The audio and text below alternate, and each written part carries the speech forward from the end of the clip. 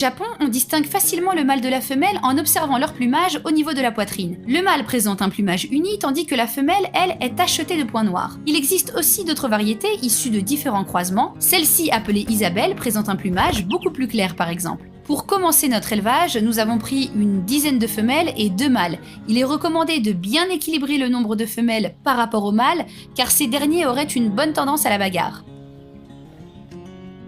Alors, avant d'introduire des animaux à la ferme éthique, on s'impose toujours d'être en mesure de pouvoir leur offrir de bonnes conditions de vie. Ou plutôt, des conditions de vie qui vont respecter un minimum leur bien-être, sinon mieux vaut laisser tomber le projet.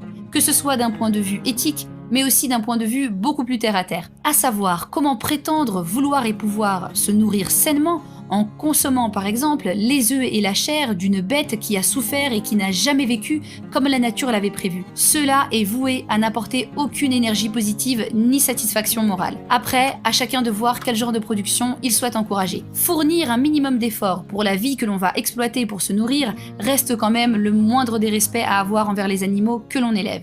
Ceci étant dit, l'écaille ne nécessite pas de grands investissements en matière d'habitat. Un petit poulailler avec un parc conviendra très bien afin qu'elle puisse gambader un minimum. Mais si comme nous, vous avez du mal avec les cages, vous aurez vite envie de leur agrandir leur espace de vie avec une volière par exemple. Nous, ici, on a improvisé ce système de poulailler rattaché à la volière. Elles peuvent donc aller et venir